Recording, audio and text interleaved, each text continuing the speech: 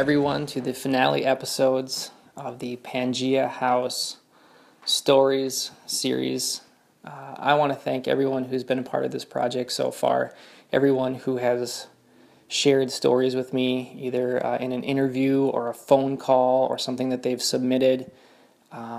This has been such a meaningful and beautiful project to be a part of, and I want to thank everyone who has shared a story and spoken so vulnerably about this space that has been so important to so many people for so many years, and shared stories about, of course, the people, both the collective members and the artistic community that have made the Pangea House what it has been in the Minot community for so many years. Just thank you for sharing your stories and celebrating this space as it closes its doors, begins a new chapter. I loved it. It was awesome. I don't know. I thought it was a lot of fun, and it was a lot of young kids. Like, people, everybody there was. So what you're hearing in these finale episodes is Chris Brown, a current Pangea House collective member, invited all of the current collective members to his house for a final Pangea House business meeting, and more importantly, dinner and time to catch up and time to share stories from the past 7 years of Pangea House.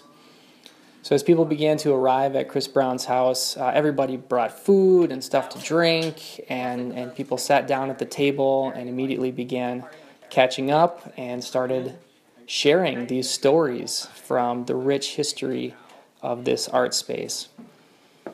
And myself and Chris Stroshine invited folks, as they were willing, to stand up from that table and to walk through the kitchen and into the living room and into this guest bedroom that adjoined to the living room, where Chris Stroshine had set up some recording equipment. And there people could sit down in a chair at the center of the room and speak into this microphone there and share their Pangea House story. So in this episode, the voice that you're going to hear is that of Chris Brown, whose house we're at.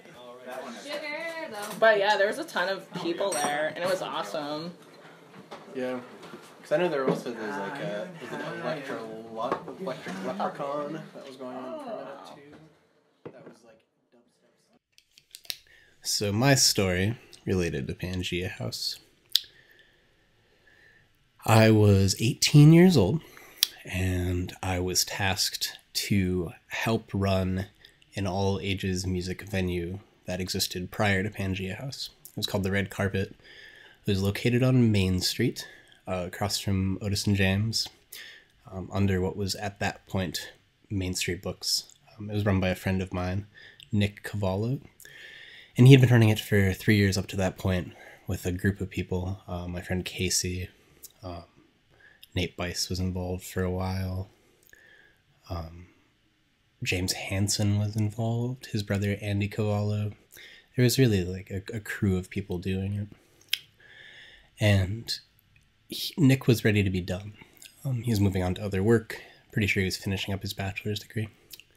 And so he said, Chris, would you take over? And this was one of the most important spaces to me at the time. I was right at that right age, being 16, 17, 18 years old, and being at every show, and I was taking a lot of photographs at the time, and I tried to get a good shot of everyone I saw, and it was a really important moment to me, and so I said yes, I'd love to. And I think I made it 2 or 3 shows into what was supposed to be almost like a trial run of me running the space, and I realized I just couldn't hack it. I didn't have all of the skills I needed to be able to really do the space right, to be able to run every facet of the venue myself. And so I just said I couldn't. And it was really a hard decision to make. It meant, the people involved meant a lot to me. The space itself meant a lot to me. It was really like a defining part of that point of my life. And so shortly thereafter, I had to, come to the realization from talking to people that there was still this need from a whole variety of people to run an all ages space. And I thought, let's try to run it as a collective. I'd been reading a lot of theory, a lot of radical left-wing theories about collective organizing, and I really wanted to try it. And so I thought, okay, I'm going to invite everyone I can think of who might be involved in this project, who might be interested. And so I reached out to all kinds of corners. And it was really important to me that it was not my project, that, I was not the sole proprietor, but that it was this community effort. But the central hub of, I guess, what I was doing were people I knew. So I guess in some way, some roads led back to me, but there was a lot of interconnected roads. A lot of people who knew each other through a whole lot of different facets. And some of them were close friends. Some of them were not close friends. We're not necessarily the biggest fans of one another. But I had this really utopian idea that if everyone was in the same room and everyone was working on the same project, that we could get past those things. And so, meetings were initially larger, maybe a dozen people. And then as time went on, they got smaller, narrowed down, became a more intimate group of people. And if memory serves me right, there were 9 of us who started the space. And we had really lofty ambitions. And some of them were related to each other and some of them weren't. But we really wanted to make this work. And I wish that could be the start of the story, that everything was beautiful from then on, that it was this really idyllic project. But it wasn't. The first 6 months were maybe some of the most trying 6 months of any project that I've ever been involved with. And you quickly realize that not everyone is meant to be involved as intimately as you have to be to run an all-ages space with each other. And we had some really, really tough times. But we just kept going.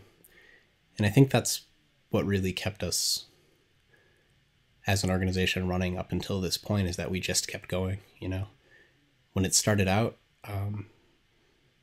we would have never guessed that we would have made it 7 years. I certainly wouldn't have. I don't think anybody was talking on that kind of time frame.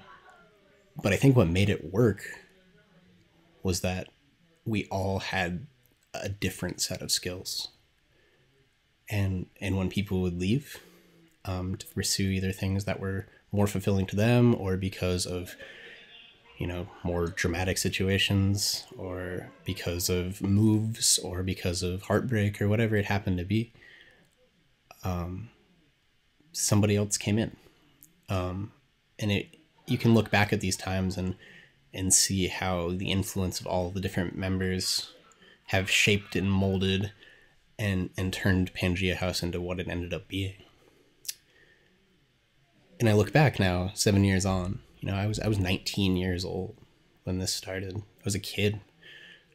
I'm still a kid in a lot of ways, but I certainly would have never guessed that I'd be in the place that I am now, that I would have the confidence to, start my own business, that I would have, the connections to travel all over the country, to travel internationally. All of these bonds forged by this one organization, and not because it's one particular group of people, but that it's involved so many people over the course of 7 years. And all of those people have friends, and they have families, and they have connections. And I feel like I have come to a point where I have this really broad community to pull from, to really keep me afloat, to get me through hard times, to get me through great times, to celebrate, to share. And that's what makes me realize that even now at 7 years, when we're finally making this large shift away from a physical space, I know what Pangea House stands for, and what we've done, and what we'll continue to do is this grand collaborative project. And it's really made me the person I am today. And I can't thank everyone enough